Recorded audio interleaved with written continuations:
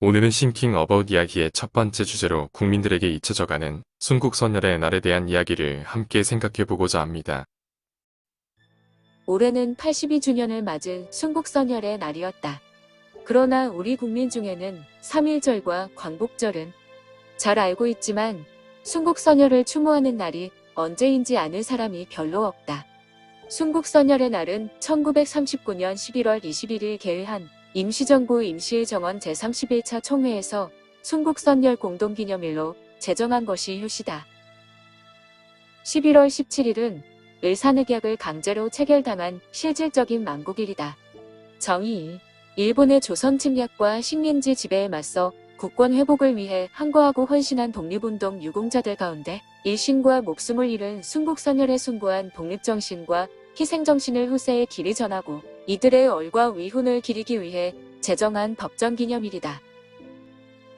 매년 11월 17일이며 각종 기념일 등에 관한 규정에 따라 1997년 5월 9일에 국가기념일로 제정되었다. 유대 1919년 중국 상해에서 수립된 대한민국 임시정부가 1939년 11월 21일에 임시의정원 제31회 임시총회를 개최하였다. 이 회의에서 지청천, 차이석을 비롯한 6인이 11월 17일을 순국선열 공동기념일로 제안하였고 원안대로 의결되어 기념일이 시작되었다. 11월 17일을 기념일로 선택한 것은 1905년 11월 17일 체결된 을사도약의 치욕을 잊지 않겠다는 의지를 표현하기 위해서였다. 대한민국 임시정부는 순국선열 공동기념일을 제정한 이후 광복이 될 때까지 추모 행사를 주관했다. 광복 초기부터 한국전쟁 시기까지는 민간단체가 기념 행사를 주관했다. 김구와 이승만 같은 당시의 주요 정치인과 사회 지도자들이 이 행사에 참석하기도 했다. 1955년부터 1969년까지는 정부 주관의 기념 행사가 거행되었는데 1962년 이후부터는 국가보훈처에서 주관했다.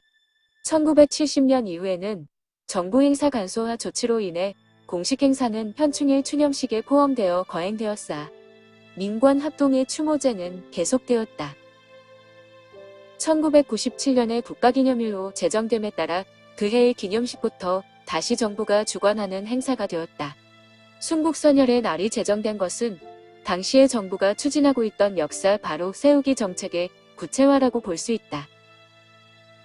내용: 순국선열은 일제의 국권 침탈 전후로부터 1945년 8월 14일까지 국내외에서 일제의 국권 침탈을 반대하거나 독립운동을 하기 위하여 항거하다가 그 항거로 인하여 순국한 자로서 그 공로로 건국훈장, 건국포장 또는 대통령 표창을 받은 자를 지칭한다.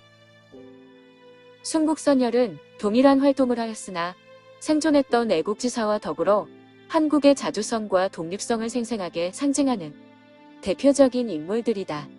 순국선열의 날은 이들의 활동을 기억하고 추모하며 현재화한다는 의미에서 광복절만큼이나 뜻깊은 날이다.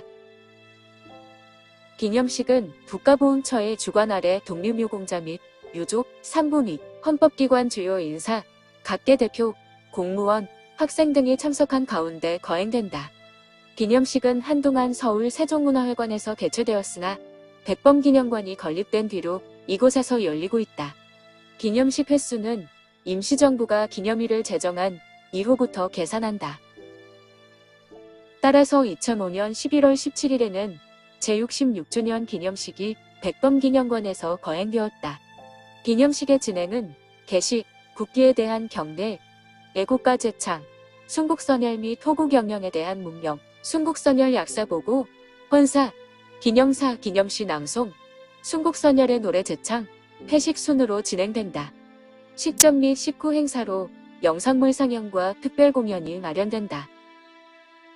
기타 1994년 8월에 서울특별시 서대문구 현저동 101번지의 서대문 독립공원 안에 순국선열 준용탑이 건립되었으며 1997년 4월에 서대문 독립공원 내 독립관에 순국선열 위패 1684위가 보관되었다.